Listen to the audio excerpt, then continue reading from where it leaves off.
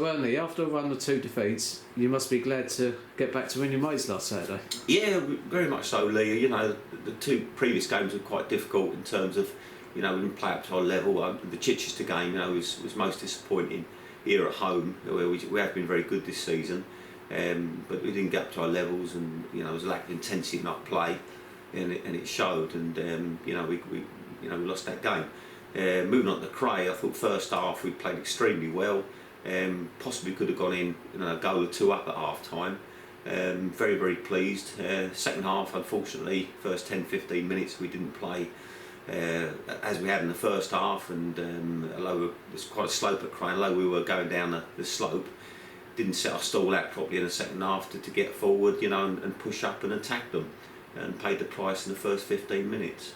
So Saturday was a chance for us to get back on winning ways, and pleased with the points. Still don't think, I think there's lots of room for improvement, and the lads are working very hard towards that, and hopefully, we can take the win into Ramsgate on Saturday and get something there.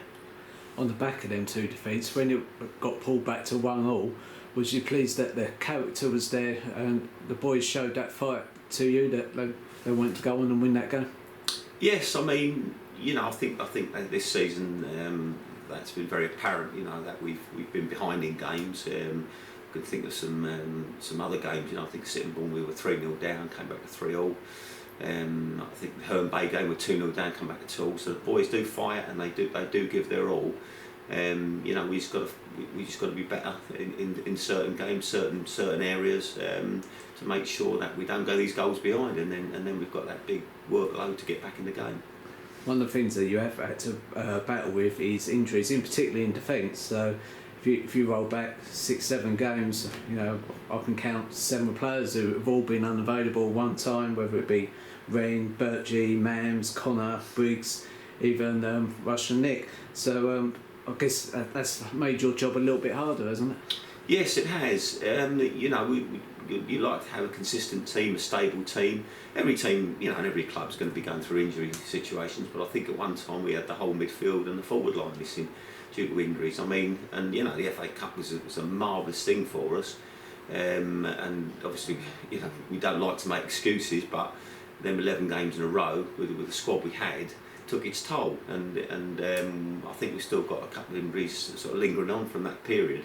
Even today, so it has been difficult, but it's our job to build that squad, to make sure we're looking at certain options now, certain players we could bring in and get some strength in depth, which would help us a lot. But of course, they've got to be the right players, the right fit for the football club. It's a special type of player, I believe, needs to come here.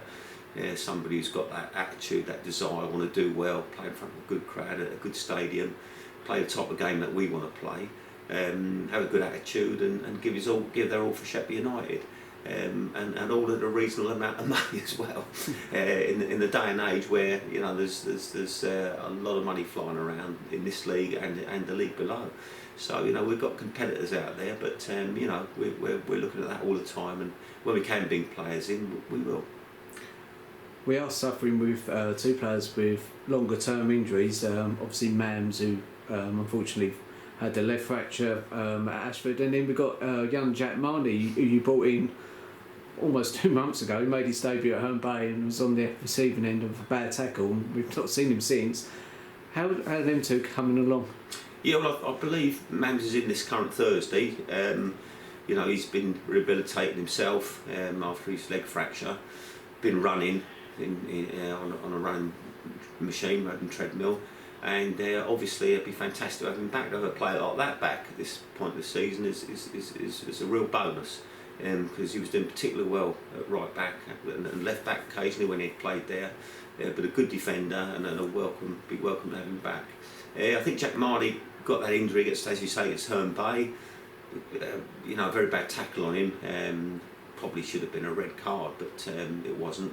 But in fact left the lad with a nasty ankle injury. He's been training with us, and we hope to have him back for to start games. I think within the next couple of weeks. One success you have recently is putting Joe Guinera, who's predominantly a winger, back into the right back position. Are you pleased with him? Yeah, Joe's done very well. You know, so far it's early days. He's had a couple of 3 games and that, and he's come up from he's come up 2 levels to play at this level. I've seen him play for my son's team over at K Sports and thought he's got potential. He's got a great attitude.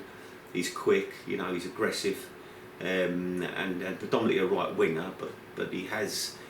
When I looked at him and thought, he's got all the attributes that he could play pops at right back, and he's slotted in there in our hour of need. One player leaving us, obviously, is Wizzo, following a 7-day approach from Hive. A popular player amongst the fans and obviously in the changing room. The supporters are probably going to be eager to know, are you looking to get someone in, maybe not even in that position, or a couple of squad players maybe? Yeah, as I said, Lee, we are looking. Wizzo decided to move on, and it's every player's prerogative. If they want to move on, obviously they're not on contract, and we did get these 7 days in. Wisso's been, he's contributed an awful lot this season. Our cup runs and scored some goals as well.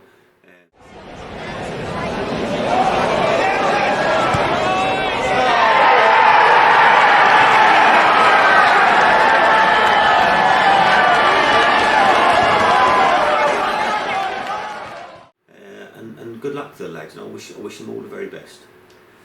Couple of things that we've tried to introduce in this year. Obviously we've done the press conference for the FA Cup, but this weekend just gone we done the Q&A which was open to all supporters. How do you think that went? I thought it went very well. I thought on the evening there were some good questions asked. We've attempted to ask them in the best honest way we can, let the supporters know what's going on at the football club, and I was really pleased with the evening.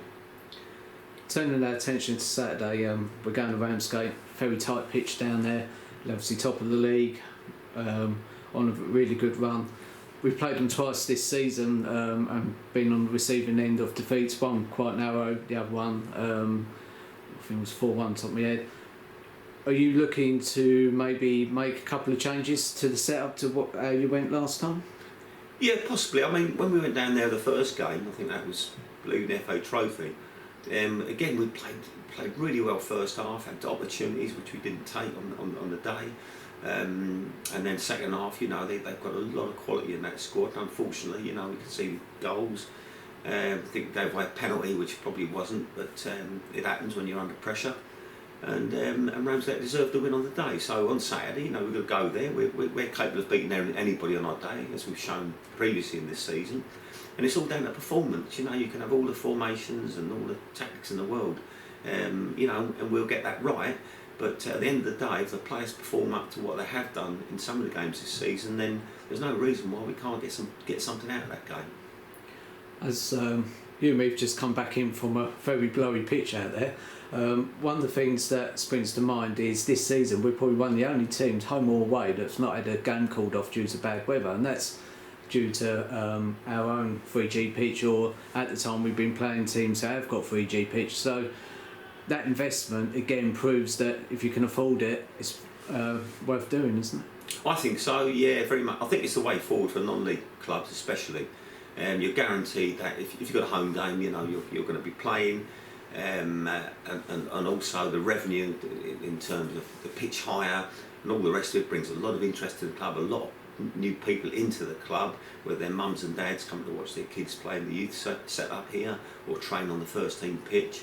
It's been a real revelation since we've installed it, and I'm sure as clubs can afford it, or they've got new investors, whichever way they do it, then I'm sure most clubs at these sort of levels will want to have a 3G.